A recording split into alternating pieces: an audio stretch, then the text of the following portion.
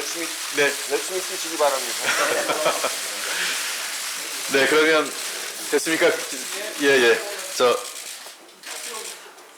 화이팅이요? 예, 그러면 더불어민주당 그러면 화이팅, 그리고 문재인 정부 그러면 화이팅 해주십시오. 더불어민주당 화이팅! 문재인 정부 화이팅! 네, 본격적으로 시작하도록 하겠습니다. 다음은 더불어민주당을 지난 1년간 잘 이끌고 계시는 이해찬 당대표의 회견문 낭독이 있겠습니다. 안녕하십니까, 이해찬입니다. 제가 당대표로 취임한 지 11번째 기자 간담회입니다. 많이 참석해 주셔서 대단히 감사합니다. 이틀 후면 저와 7분의 최고위원이 취임한 지 1년이 됩니다. 우선 한결같은 지지를 보내주신 국민 여러분께 감사드리고 든든한 기둥이 되어주신 당원 동지들 그리고 의원 여러분께 최고위원님들께 감사를 드립니다. 1년 전 저와 최고위원들은 문재인 정부의 성공을 뒷받침하고 국민에게 사랑받는 정당을 만들라는 명령을 받고 이 자리에 섰습니다. 그동안 당의 안정과 혁신에 집중했습니다. 흔들림 없는 강한 정당, 일하는 집권 여당이 되려고 노력을 했습니다. 요즘 선거를 앞두고 이렇게 당이 안정된 적은 처음이다라는 말을 자주 듣습니다. 제가 기억하기로는 80년대 이후에 우리 당이 같은 당명으로 총선을 연속으로 치르는 것이 이번이 처음인 것 같습니다. 철동 같은 당정청 관계와 함께 당과 당원, 중앙당과 시도당, 지도부와 소속 의원 간 소통으로 내부 결속을 다지며 안정되고 단결된 당의 모습을 이룬 덕분입니다. 당의 안정과 함께 더 큰 정당, 더 큰 정치를 위한 격이 다른 혁신을 만들어내도록 하겠습니다. 당 현대화 작업으로 플랫폼 정당을 실현시켰고 이를 통해서 정당 사상 최초로 플랫폼을 이용한 전당원 투표로 투명하고 공정한 총선 공천 룰을 마련했습니다. 밖으로는 집권 여당으로서 무한 책임을 갖고 소통 속에서 국민의 삶의 불안정, 민생 경제의 어려움을 덜어내고자 노력을 했습니다. 민생 안정과 경제 활력을 최우선 과제로 삼고 당 운영도 현장 중심 체제로 적극 전환해서 현장의 목소리를 가까이 했습니다. 민생 연석회의를 통해서 택시 카풀, 광주형 일자리, 구미형 일자리 등 다양한 분야의 현안을 사회적 대화로 풀어나갔습니다. 이제 국민과 함께 더욱 힘찬 전진을 하고자 합니다. 남은 1년 민생이 성장하는 경제, 새로운 평화 시대를 열어서 대한민국 새로운 100년에 단단한 초석을 놓도록 하겠습니다.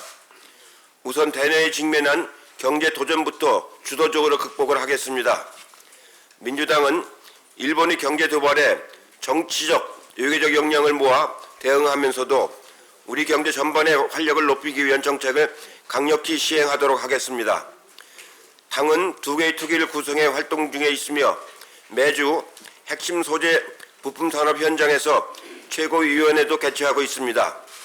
특히 이번 대응은 긴 호흡으로 이어져야 합니다. 지금과 같은 위기가 다시 왔을 때 우리 경제가 흔들림 없도록 근본적인 산업체질 개선을 이루어내겠습니다. 대중소기업 상생으로 허리가 튼튼한 경제를 만들겠습니다. 미중 무역 갈등 등으로 글로벌 경제 상황이 엄중한 만큼 민생을 더욱 꼼꼼히 챙기도록 하겠습니다. 특히 다음 달 열리는 20대 마지막 정기국회에서는 그동안 제대로 못했던 민생 입법을 마치고 내년 경제를 뒷받침하는 예산을 확정해야 합니다. 그러기 위해서는 야당의 대승적 협력이 필수적입니다. 그런데 나라에 대한 책임이 있는 자유한국당은 내일 또 장애투쟁에 나서겠다고 합니다. 제가 정치를 오래 했지만 이렇게까지 책임감 없는 정당은 처음입니다. 민생입법, 공정경제입법이나 예결사는 내팽개치고 상시적인 막말, 습관적인 가출도 모자라서 자신들이 만든 법까지 너무나 쉽게 위반합니다. 국회의원과 정당은 법 위에 있지 않습니다. 이 자리를 빌려 최소한 법은 지키고 할 일은 하자고 말씀드립니다. 남은 1년 국회 혁신에도 속도를 내려고 합니다. 특히 국회 혁신 투기를 발족해서 국민 소환제 도입 등 국회와 정당의 책임 정치를 강화하는 제도 정치를 마련 중에 있습니다. 올해 안에 준비한 법안들을 통과시키도록 최선을 다하겠습니다.